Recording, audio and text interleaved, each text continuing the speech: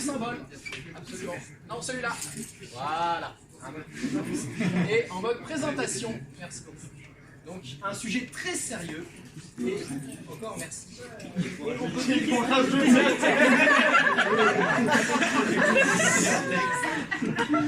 Bien, bonjour à toutes, bonjour à tous. Aujourd'hui, je viens vous voir pour vous parler d'un sujet qui est très populaire dans l'université du Nouveau Monde, mais qui n'a pas encore franchi l'Atlantique de quantité suffisante. Je veux bien évidemment parler du dernier espoir de l'humanité. Alors, s'il vous plaît, le dernier espoir de l'humanité, j'ai dit c'est suivant. Qu'est-ce qu'il y a espoir, il y a problème.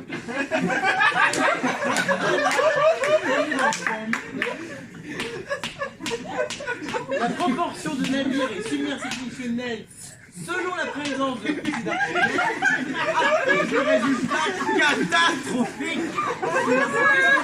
On a 100% avec et 0% sans. Enfin non, en fait 0,01 sans regarder la légère épaisseur. Ainsi donc la poussée d'Archimède va être décrétée par la Convention de Genève comme crime contre l'humanité.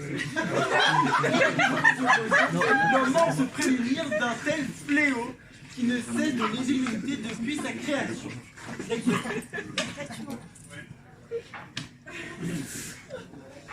Alors,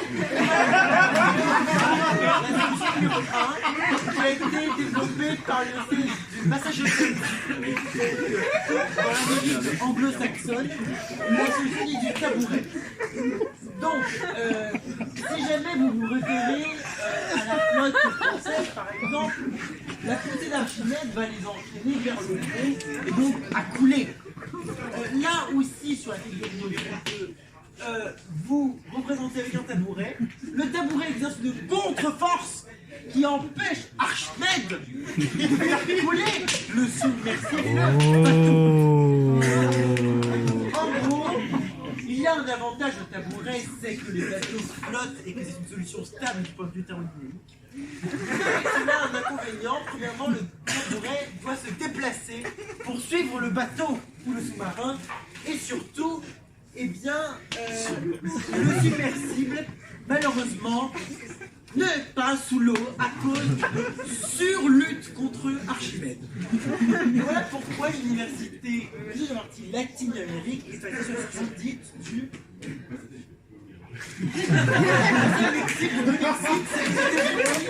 et on copie un peu parce que voilà, on est donc passé au tabouret à roulette. Tu as la roulette russe, les risques, la drogue, tout ça. Donc il suffit de mettre le tabouret sur des roulettes. Grâce à ça, on résout le problème du déplacement. Voilà, c'est là qu'on travaille avec le professeur Pérez de l'Université de Guadalajara. Mais le problème, c'est qu'on a toujours la submersion de los submersibles. Il faut aller voir en Argentine pour avoir la solution suivante. C'est la dictature du général Videla. Donc le principe, c'est tout simplement, eh bien, bon alors,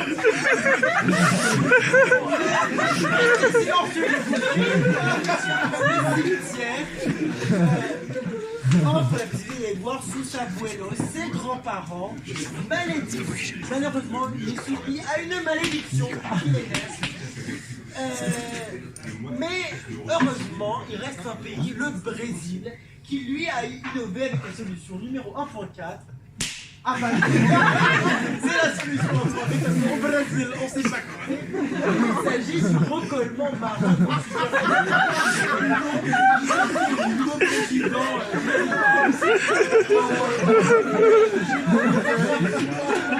Brésilien de son état, en portugais catalogique, et qui donne les avantages inconvénients suivants. Alors, il y a des remarques qu'on peut faire sur cette science. Déjà, l'université de Rio de Janeiro a voté cette solution 7 voix pour contre 3 voix contre, ce qui est un score assez honorable, qu'il est efficace à des températures qu'on peut trouver aux tropiques, donc au Brésil, d'après le site de Creuseil de 2017, et que Brésil oblige, il ne convient pas aux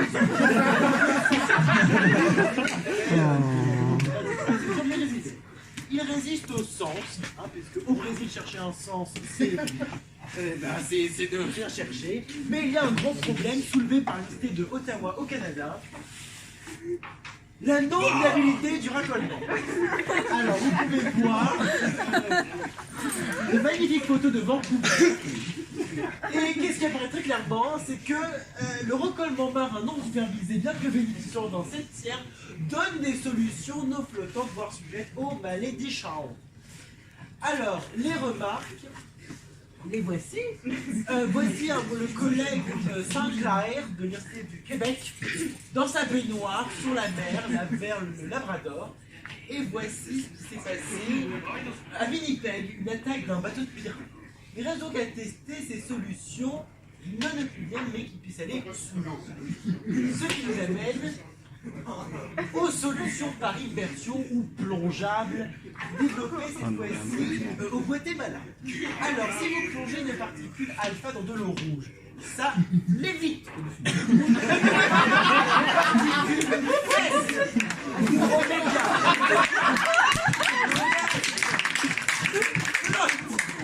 On remarque donc que la solution FES, appelée oméga par nos collègues d'Athènes, est inappropriée puisqu'elle flotte. C'est la particule, que la solution alpha est instable, parce que même le dessin de alpha est mal fait. La supériorité chromatique du vert sur le rouge est attestée. Pour améliorer, allons justement en Grèce, à la faculté de Théos Apollonos, où la Grèce du Nouveau Monde, où l'on nous explique que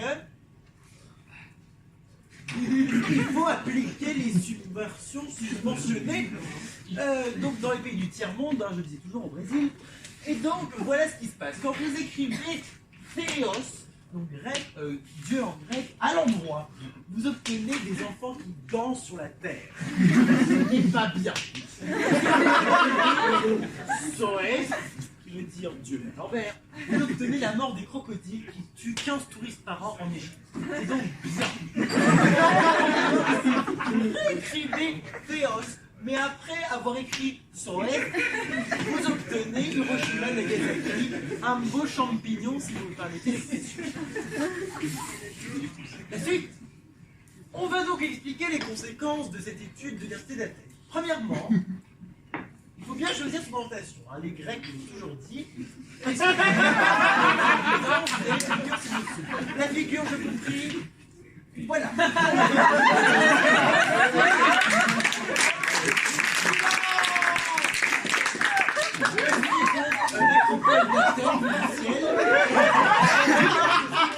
Le Parthénon, qui forme un peu de stupa, mais bon, c'est l'art moderne. Et vous voyez toutes les structures secondaires. Il apparaît très clairement que les gens qui sont rentrés sur l'acropole par le Parthénon pour moins haut que ceux qui sont rentrés par les temples occidentaux. Mais également, ce que nous apprennent les Grecs, c'est qu'on peut modifier cette orientation avec un prix carton, analogie avec la production des photons astronomiques qui veut Aristote. Figure s'il vous plaît. Voilà. Donc voici un jeune étudiant en commerce, mais comme c'est la crise dans son pays, hop, voilà qu'il fait des sciences, sauf qu'il n'y a pas d'argent pour financer les sciences au pays, donc il va aux États-Unis et il obtient alors un doctorat en physique quantique. Ce grec a réussi sa vie, sa réorientation. La suite, je vous prie. La physique va donc nous concilier les deux, la filière d'orientation des Grecs et la manipulation des photons non grecs. La suite. La de 9 ans et donc un laboratoire nucléaire. Alors malheureusement, le président était en Allemagne, mais suite aux politiques allemandes, il est déménagé en Finlande. Il faut donc, regardez bien, suivre le schéma. Le conseiller d'orientation, qui est cette grosse boule là, donne des conseils à l'étudiant qui est là. Ainsi se crée un parcours alimenté par des piles. Puis la décision est communiquée à la cheminée latérale qui envoie un laser chinois du nom de Piu Piu qui envoie la décision dans la stratosphère. Ensuite, je vous prie. Bon, en conclusion, oui, car on n'a pas fait de slide conclusion, pour sauver la planète, il faut concilier les acquis du nouveau monde et de l'ancien monde. L'orientation est fondamentale. Les sensations ne doivent pas être iconoclastes et condamner un pauvre étudiant de ses 18 ans à une vie d'enfer. Il faut mettre au service de l'humanité les connaissances de la physique nucléaire pour pouvoir créer le phénomène de réorientation et ainsi permettre à un sauveur d'émerger un jour. Voilà, j'espère que ça vous a plu. Avez-vous des questions? Ce monsieur Archimède dont vous parliez au début de votre exposé, qui est donc dangereux pour toute l'humanité, est-ce qu'il est enfermé quelque part? Alors, les autorités romaines ont envoyé un soldat le maîtriser à Syracuse, et d'après nos actuels témoignages, ils l'ont maîtrisé alors qu'il faisait des cercles. Oui, monsieur? Vous parlez d'un fonctionnement à pile AAA. Est-ce que vous pensez que ça pourrait marcher avec des booléens? Alors, je sais que mes collègues coréens sont très opposés au AAA et préfèrent les booléens, du nom de Booléen, empereur coréen du XVIIe siècle. Alors, je considère que c'est un peu... Enfin, comment on y répond? Ça pourrait marcher en théorie, mais de fait, le booléen prend beaucoup de place dans la tête des matheux, alors que le AAA, c'est tout petit, c'est tout pratique. Donc, c'est, on va dire, un peu de gène stérique qui nous pousse à choisir le AAA. Oui, madame? Moi, j'ai une question par rapport aux solutions, différentes solutions du tabouret. Est-ce que vous avez pensé à un tabouret avec possibilité de changement de taille pour le submersible? Alors, c'est l'université de Santiago du Chili qui bosse là-dessus. C'est un sujet vraiment actuel, on est toujours en recherche. Après, ce qu'il faut bien comprendre, c'est que le problème, c'est que dès lors qu'il y a un réglage de hauteur, il y a un levier. Et malheureusement, il n'y a personne assez grand pour se déplacer avec le tabouret et régler le levier. Oui, c'est d'ailleurs la solution à un point stable de tabouret à coulisses. Oui, n'a jamais été exploité finalement. Malheureusement, il y a eu un manque de budget au Nicaragua. C'était peu déchargé, mais malheureusement. Oui, monsieur? On a vu que du coup la poussée d'Archimède fait couler les bateaux dans l'eau. Est-ce qu'elle fait couler les bateaux dans l'eau rouge et dans l'eau verte, un peu comme les alpha et gamma? Alors, c'est une excellente question. Je tiens à corriger cette particule fesse ou oméga, pas particule gamma. À vrai dire, Archimède, ce théoriste grec, a surtout étudié l'eau de mer, parce qu'il vivait en Grèce, il y a beaucoup d'eau de mer. S'il avait été égyptien, l'eau rouge aurait été mise à profit, ou s'il vivait dans les lacs glacés, l'eau verte était appropriée. Nous avons étudié au XIXe siècle les travaux de Maxwell, l'eau rouge et l'eau verte, pour l'Archimède, et il apparaît que le phénomène est beaucoup moins dérangeant. Donc, vous avez raison, on peut aussi remplacer l'eau de mer par de l'eau rouge ou de l'eau verte. Oui, monsieur? Est-ce que vous avez envisagé la solution d'écrire Théos à l'endroit, puis à l'envers, puis à l'endroit, puis à l'envers?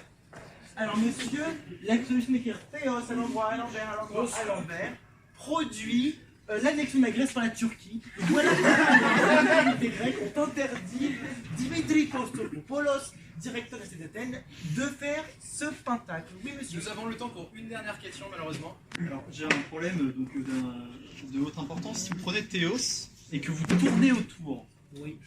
vous retournez Théos continuellement, mais quelles conséquences est-ce que cela a pour l'observateur par rapport à un observateur immobile? Alors, c'est une histoire mésomère, donc je vous rappelle que Théos à l'endroit produit des enfants géants qui dansent, Théos à l'envers produit la mangerie du gladiator.